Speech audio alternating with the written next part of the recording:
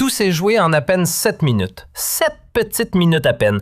Et pourtant, ils ont suffi à déclencher la plus violente tempête transatlantique depuis le refus français de s'engager dans la guerre en Irak en 2003, fissurant durablement l'OTAN autour d'un sujet explosif: le partage du fardeau militaire. Quelques instants auparavant, Donald Trump venait d'achever une attaque cinglante contre des Européens qui l'accusaient de profiter du système tout en refusant de financer leur propre sécurité.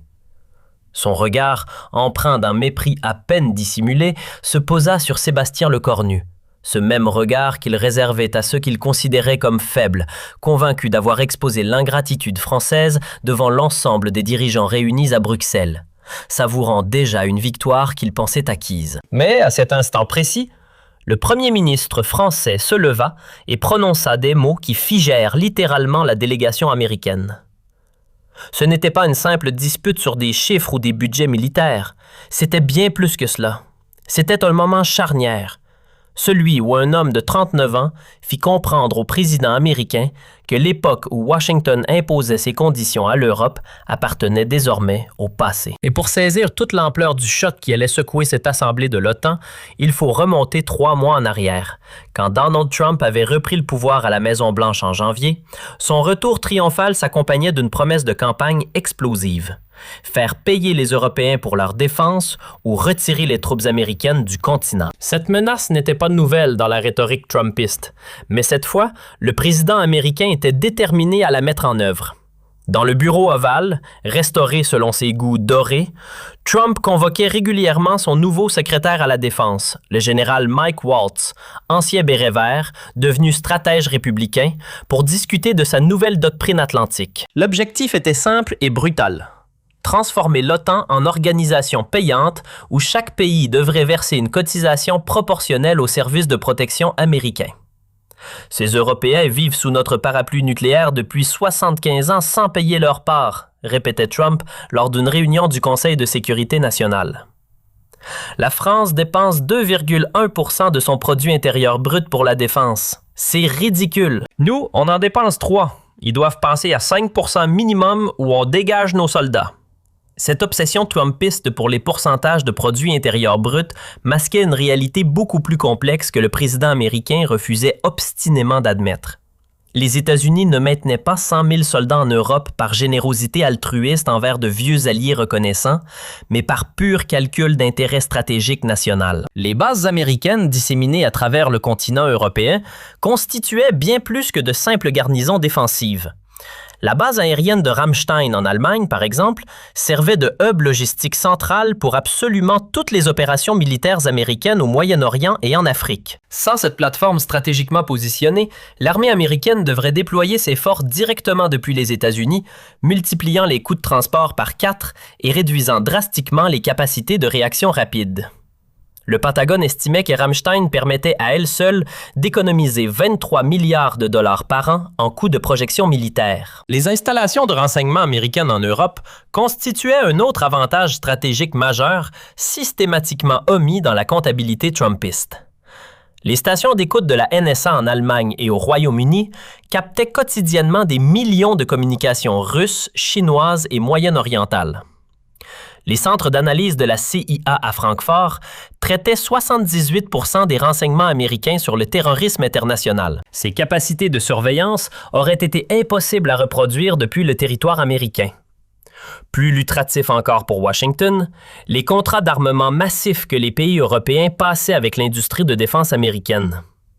Sous la pression politique de maintenir l'interopérabilité avec les forces américaines, les pays de l'OTAN achetaient prioritairement des équipements militaires américains: chasseurs F-35, missiles Patriot, systèmes de communication, drones Reaper. Entre 2015 et 2024, ces ventes d'armes américaines à l'Europe avaient généré 267 milliards de dollars de revenus pour Lockheed Martin, Boeing, Raytheon et Northrop Grumman. Monsieur le Président, avait tenté d'expliquer Lloyd Austin, ancien secrétaire à la Défense consulté par l'équipe Waltz. Notre présence en Europe n'est pas une charité. C'est un investissement stratégique qui rapporte énormément aux États-Unis en termes de projection de puissance, de renseignement et de contrats industriels.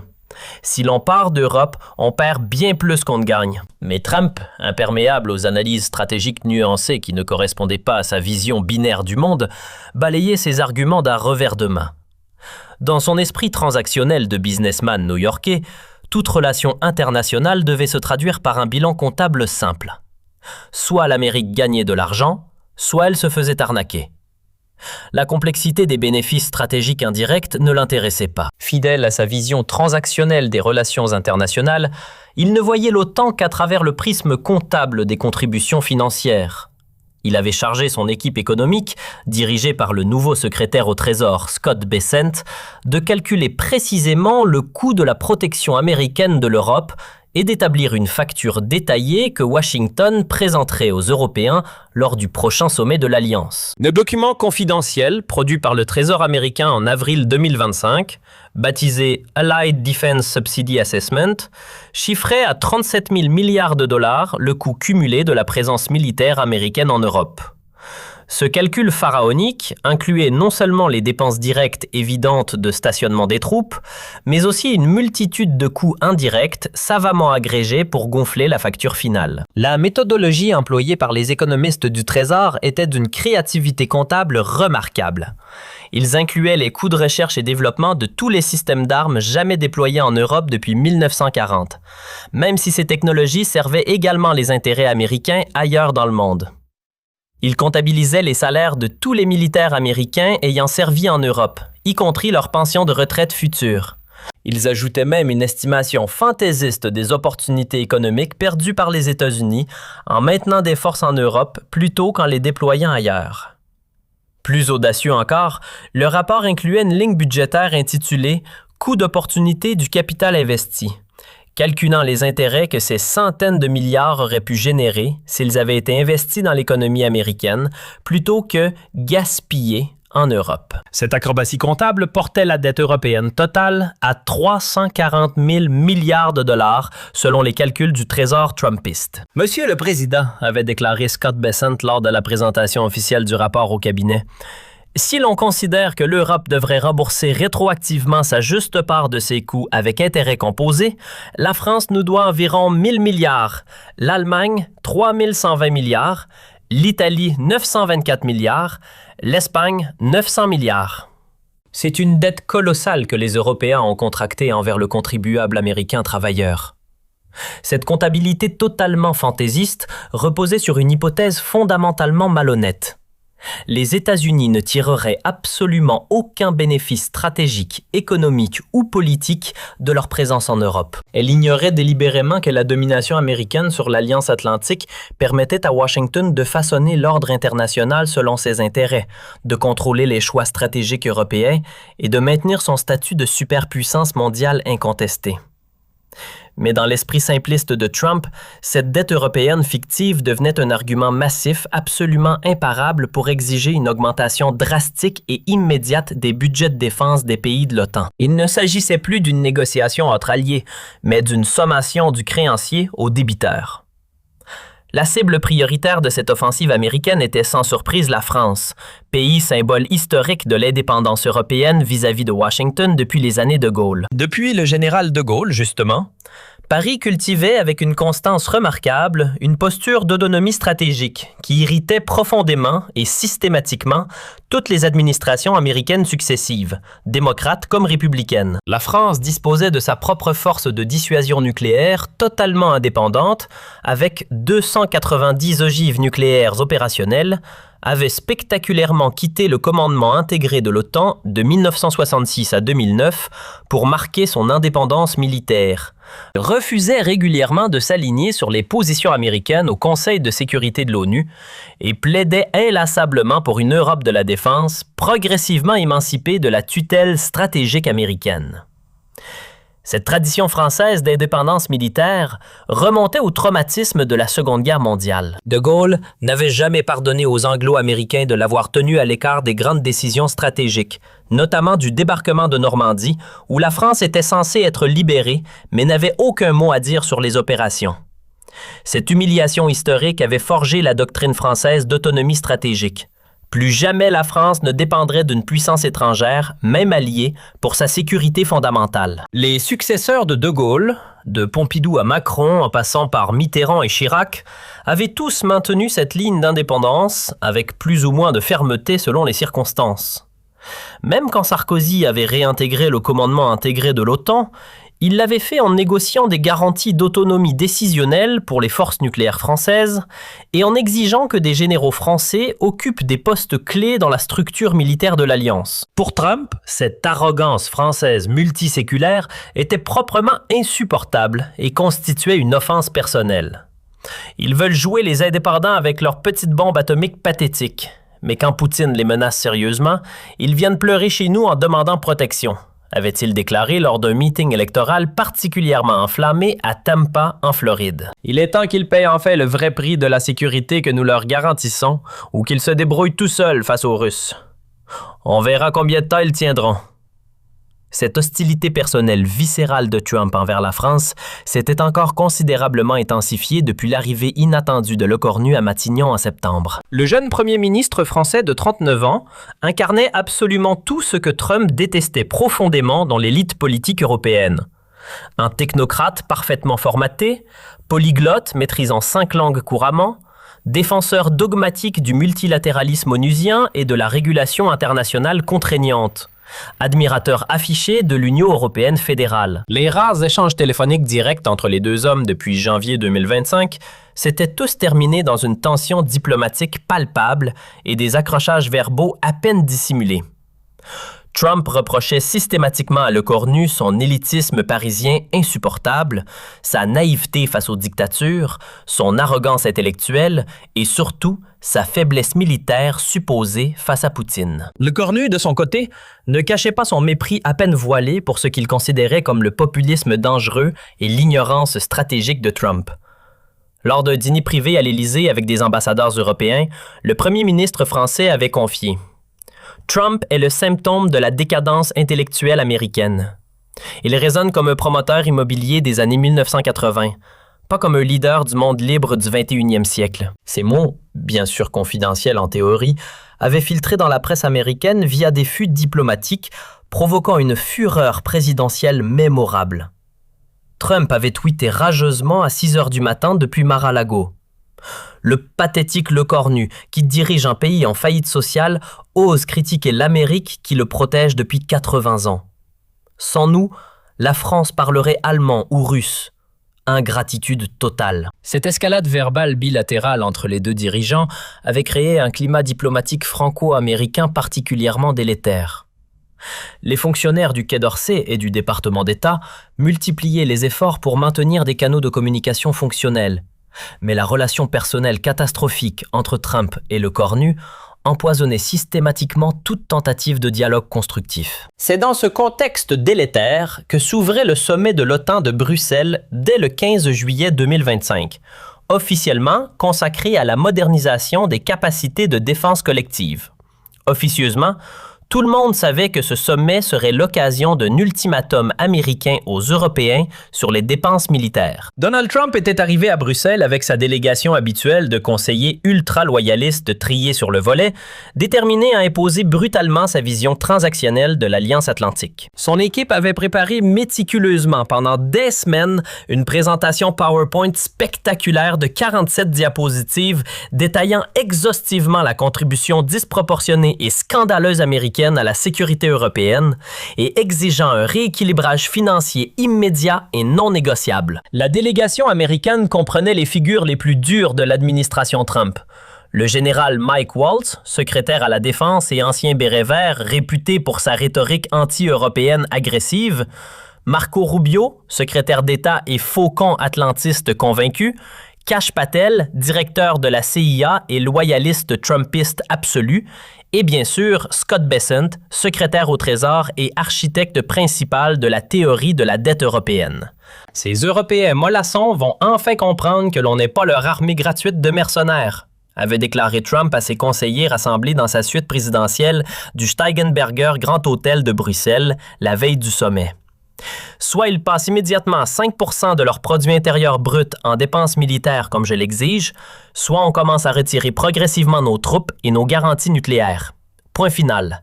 Pas de négociation possible. Cette stratégie trumpiste d'ultimatum brutal et public reposait sur un calcul politique apparemment rationnel, mais fondamentalement erroné.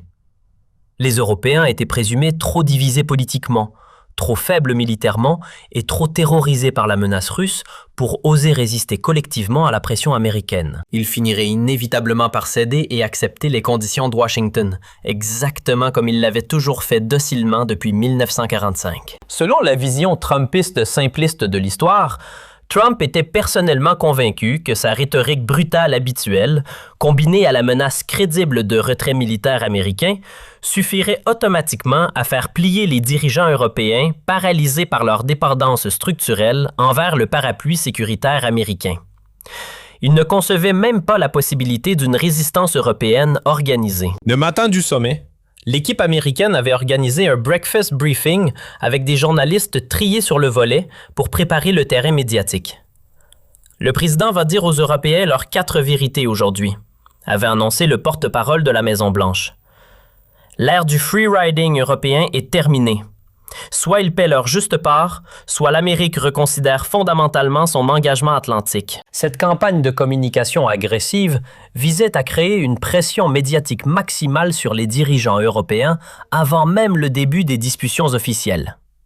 Fox News, Breitbart publiaient des éditoriaux cinglants exigeant que l'Europe paie enfin sa dette envers l'Amérique. L'opinion publique américaine, largement isolationniste depuis l'échec afghan, soutenait massivement la ligne dure de Trump selon les sondages. Mais Trump ne soupçonnait pas que Le Cornu avait préparé cette confrontation avec une rigueur toute française, compilant des décennies de données historiques, d'analyses stratégiques et de calculs économiques pour démontrer méthodiquement l'hypocrisie américaine et l'absurdité de la comptabilité trumpiste. Car derrière la façade diplomatique, Matignon avait lancé depuis 6 semaines une opération de contre-intelligence stratégique baptisée Vérité Atlantique. Cette cellule ultra-confidentielle, dirigée par le général Pierre Schill, chef d'état-major particulier du président, regroupait les meilleurs analystes français en affaires militaires, stratégie atlantique et histoire de l'OTAN. Leur mission officieuse mais prioritaire, déconstruire méthodiquement, point par point, la propagande trumpiste sur les Européens profiteurs et préparer une riposte factuelle imparable. Le dossier progressivement constitué par l'équipe française déployée à Matignon était d'une précision intellectuellement dévastatrice pour la rhétorique américaine. Il révélait systématiquement que la comptabilité trumpiste omettait volontairement et méthodiquement tous les bénéfices stratégiques, économiques, diplomatiques et politiques massifs que Washington tirait concrètement de sa présence militaire continue en Europe. Les bases américaines permanentes en Allemagne, particulièrement le complexe géant de Ramstein, servaient quotidiennement de plateforme logistique absolument indispensable pour toutes les opérations militaires américaines déployées au Moyen-Orient, en Afrique et en Asie centrale. Sans ces infrastructures européennes stratégiquement positionnées, l'armée américaine devrait projeter ses forces directement depuis la côte est américaine, multipliant les coûts de transport aérien et maritime par un facteur de 4 et réduisant drastiquement les capacités de réaction rapide qui constituent l'avantage militaire principal des États-Unis. Le Pentagone lui-même, dans ses documents de planification stratégique classifiés que les services français avaient réussi à obtenir discrètement, estimait que les bases européennes permettaient d'économiser annuellement 34 milliards de dollars en coûts de projection militaire évités. Sur 75 ans, cela représentait 2550 milliards de dollars d'économies directes pour le budget américain de la défense. Les systèmes de renseignement américains massivement déployés en Europe constituaient un autre avantage stratégique colossal, systématiquement omis dans la comptabilité trumpiste simpliste.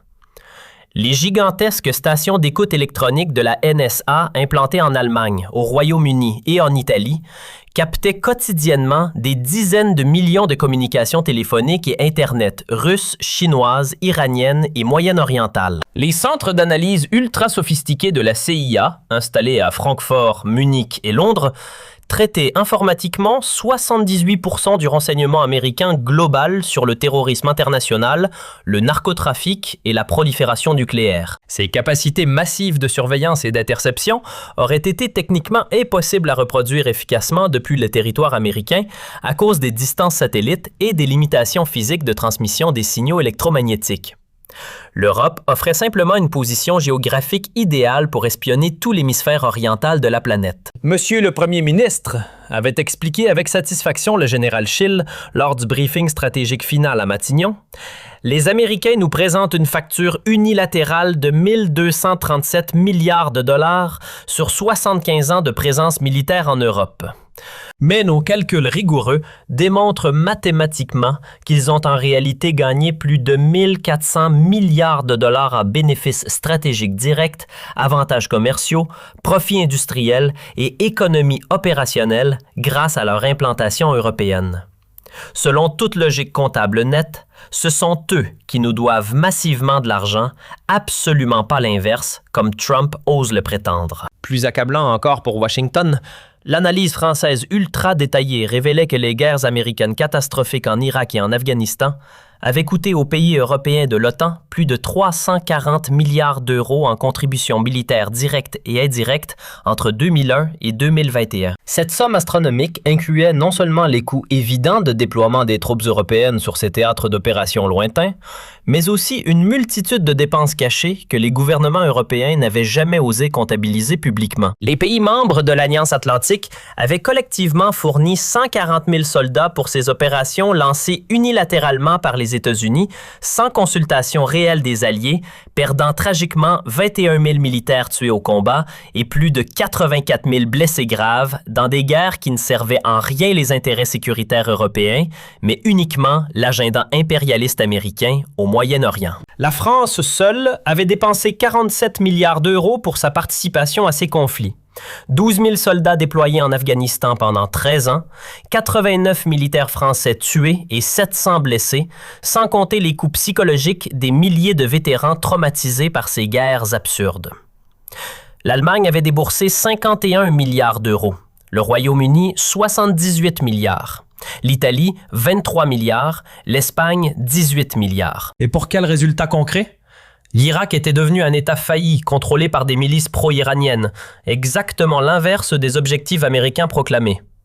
L'Afghanistan était retombé sous contrôle taliban en août 2021, après un retrait chaotique et humiliant décidé unilatéralement par Washington, sans même consulter les alliés européens qui avaient sacrifié sang et argent pendant 2 décennies. Monsieur le Premier ministre, avait martelé avec indignation le colonel François Lecointre, ancien chef d'état-major des armées consulté pour l'analyse historique. Nous avons dépensé des fortunes et sacrifié nos soldats pour des aventures militaires américaines basées sur des mensonges délibérés. Les armes de destruction massive irakiennes n'ont jamais existé. Ben Laden était au Pakistan, pas en Afghanistan. Ces guerres ont été des catastrophes absolues dont les Européens ont payé le prix sans en tirer aucun bénéfice. L'équipe Le Cornu avait également exhumé des documents déclassifiés prouvant que l'administration Bush avait exercé des pressions diplomatiques massives et des chantages commerciaux sur les pays européens réticents pour les forcer à participer à l'invasion de l'Irak en 2003. Les gouvernements européens n'avaient pas rejoint ces guerres par conviction stratégique, mais par peur de représailles économiques américaines et par soumission à l'hégémonie de Washington. Le 15 juillet 2025, à 15h30 précise, dans la salle du Conseil de l'OTAN au nouveau siège de l'Alliance, Trump prit la parole avec cette assurance agressive qui caractérisait ses interventions internationales. Vêtu de son costume bleu marine caractéristique avec sa longue cravate rouge, il incarnait parfaitement l'America First qu'il défendait. « Mesdames et messieurs, les chefs d'État et de gouvernement », commença-t-il avec ce ton direct qui faisait sa marque. Je suis ici aujourd'hui pour dire une vérité que trop de mes prédécesseurs n'ont pas eu le courage de dire. L'OTAN est en accord déséquilibré où l'Amérique paie et l'Europe profite. Son discours était typiquement trumpiste.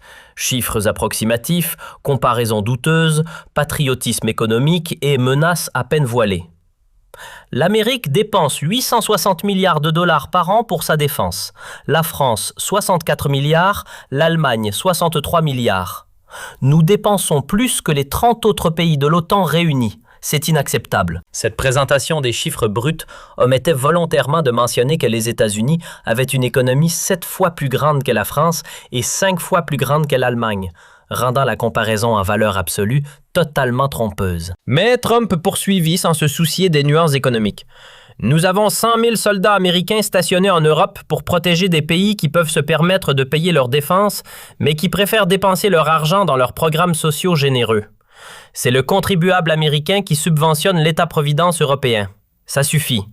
Cette rhétorique sur les Européens socialistes profiteurs était un classique du Trumpisme, ignorant totalement que les dépenses sociales européennes finançaient des systèmes de santé et d'éducation dont les États-Unis auraient bien besoin. Mais Trump ne s'arrêta pas là dans sa charge. L'accord était simple. Les pays de l'OTAN devaient dépenser 2% de leur produit intérieur brut pour la défense. Beaucoup ne respectent toujours pas cet engagement. Ce n'est pas suffisant. Nous exigeons maintenant 5% minimum, déclara-t-il en regardant directement la délégation française. La France dépense 2,1%. C'est ridicule. Ils doivent passer à 5% immédiatement ou nous retirerons progressivement nos forces du continent européen. Cette exigence de tripler les dépenses militaires européennes en quelques années était économiquement irréaliste et stratégiquement absurde. Mais Trump la présenta comme un ultimatum non négociable. Il termina par une menace qui glaça l'assistance. L'Amérique ne sera plus le garde du corps gratuit de l'Europe. Soit vous payez le vrai prix de votre sécurité, soit vous vous débrouillez seul face à Poutine. Le choix vous appartient, mais nous ne négocierons pas.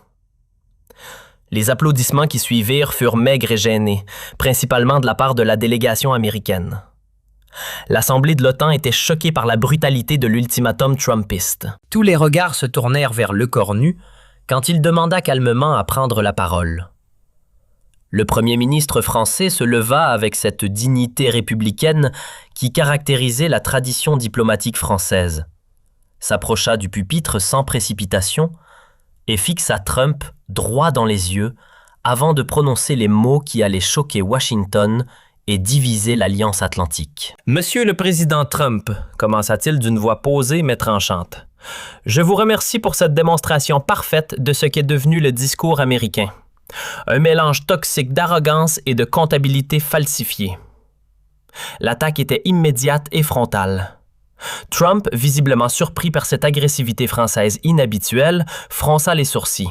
« Vous parlez de contributions déséquilibrées, continua Lecornu en sortant un dossier de sa serviette. Permettez-moi de vous rappeler quelques faits que vous préférez manifestement ignorer. En 2003, les États-Unis ont envahi l'Irak sur la base de mensonges sur les armes de destruction massive. Coût de cette guerre pour les Européens, 7 milliards d'euros et 767 soldats morts. Pour défendre quels intérêts américains, M. Trump? Ces statistiques sur la guerre d'Irak firent l'effet d'une bombe. L'Assemblée découvrait un angle de la relation transatlantique soigneusement occulté par la propagande américaine. Afghanistan 2001-2021, poursuivit Lecornu méthodiquement. Les États-Unis invoquent l'article 5 de l'OTAN après le 11 septembre. Résultat? 140 000 soldats européens déployés, 213 milliards d'euros dépensés par les Européens, pour finir par une débâcle totale et un retrait chaotique décidé unilatéralement par Washington. Chaque révélation était un coup porté à la rhétorique trumpiste. Trump tenta d'intervenir. Monsieur le Premier ministre, c'était... Mais Lecornu l'interrompit sèchement. « Non, Monsieur Trump, c'est moi qui parle maintenant. Vous allez écouter. » Et il continua son démontage implacable. « Vous nous accusez de profiter de votre protection. Savez-vous combien les bases américaines en Europe rapportent à votre économie? 34 milliards de dollars par an en contrats locaux, en salaires dépensés, en avantages stratégiques. Rammstein en Allemagne est votre plateforme de projection vers le Moyen-Orient et l'Afrique. Sans elle, vos opérations coûteraient 40% plus cher. » Cette révélation sur les bénéfices économiques américains de leur présence en Europe touchait au cœur de l'argument trumpiste. Dans l'assistance, plusieurs délégués échangeaient des regards surpris. « Mais parlons surtout de votre comptabilité mensongère, continua Lecornu avec une colère contenue. Vous dites que l'Amérique a payé 1870 milliards. Vos économistes oublient de mentionner que l'industrie américaine de l'armement a vendu pour 2340 milliards de dollars d'armes aux Européens pendant la même période. Qui profite de qui, M. Trump? Cette contre-argumentation française était dévastatrice. Elle démontrait que, loin de subventionner l'Europe, les États-Unis tiraient d'énormes profits de leur relation avec l'Alliance. Et puisque vous évoquez les pourcentages de produits intérieurs bruts, poursuivit Le Cornu, permettez-moi de vous rappeler une réalité économique élémentaire. La France consacre 64 milliards à sa défense avec un produit intérieur brut de 3 000 milliards. Les États-Unis, 867 milliards avec un produit intérieur brut de 22 000 milliards. En proportion de notre richesse, nous faisons autant d'efforts que vous. Cette remise en perspective des chiffres absolus que Trump aimait manipuler était particulièrement efficace. Le Cornu démontrait que la comparaison brute était intellectuellement malhonnête. Trump, rouge de colère, tenta une contre-attaque. La France a sa petite force nucléaire, mais... Ah, justement, parlons-en, le coupa Le Cornu. Notre dissuasion nucléaire indépendante protège toute l'Europe, pas seulement la France. Elle coûte 6 milliards par an. Nous ne vous avons jamais demandé de participation. C'est ça, la vraie solidarité atlantique. Le silence qui suivit cette mention de la force de frappe française était révélateur. Le Cornu venait de rappeler que, contrairement à ce que prétendait Trump, l'Europe n'était pas totalement dépendante du parapluie nucléaire américain. Mais Le Cornu réservait le plus dur pour la fin. Monsieur Trump, vous exigez que nous passions à 5% de notre produit intérieur brut en dépenses militaires. Très bien.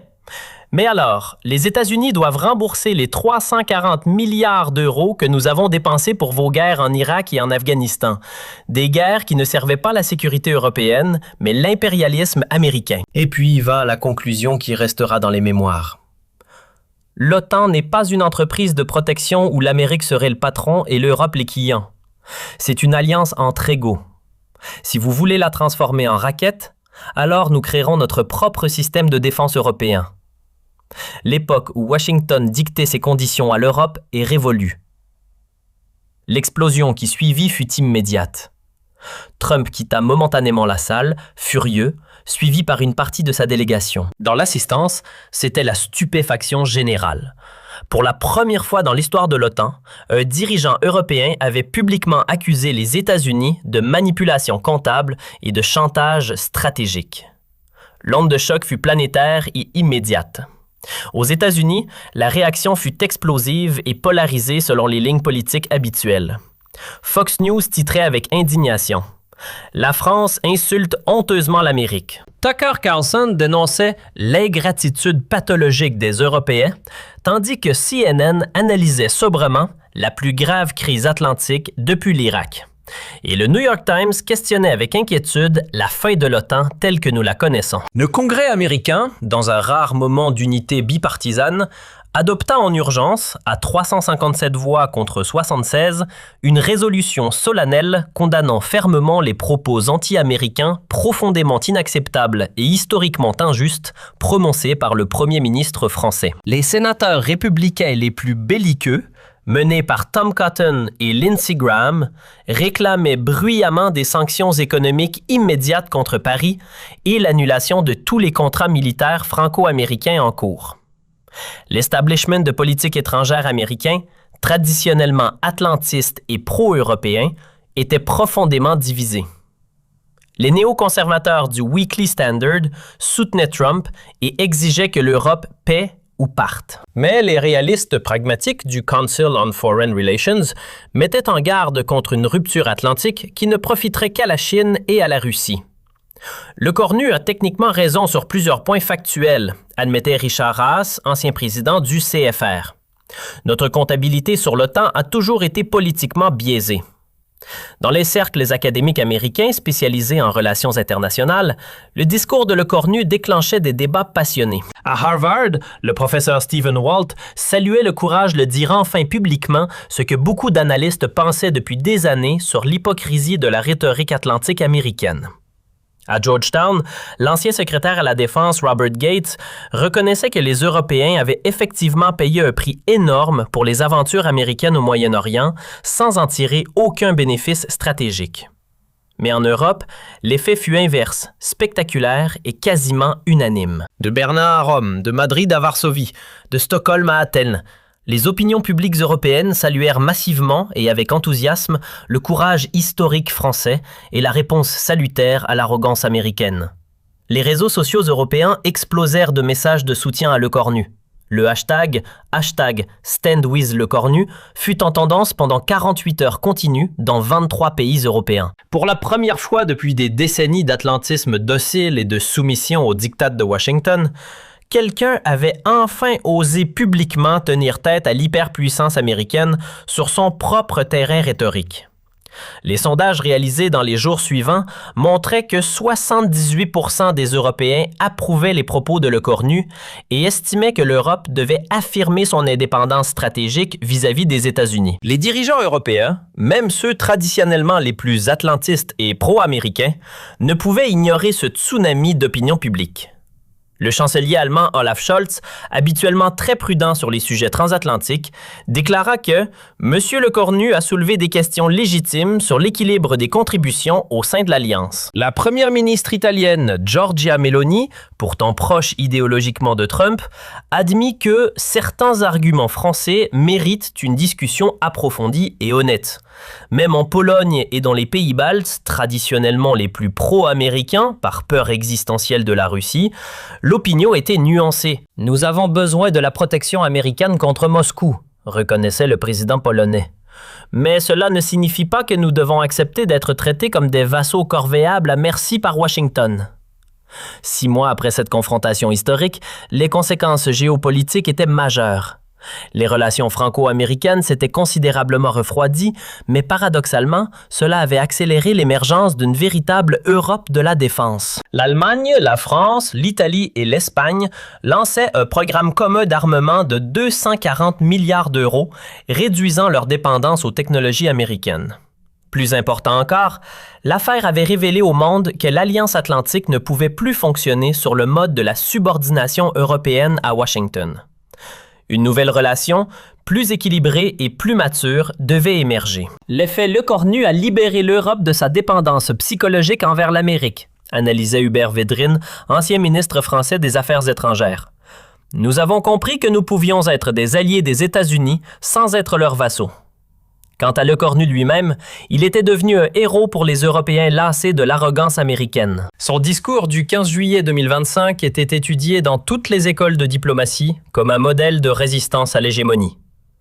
L'histoire retiendra que ce jour de juillet 2025, dans l'enceinte de l'OTAN, un homme de 39 ans avait infligé une défaite morale historique à la superpuissance américaine, et que, par cette victoire de la dignité sur la soumission, il avait ouvert la voie à une Europe enfin souveraine.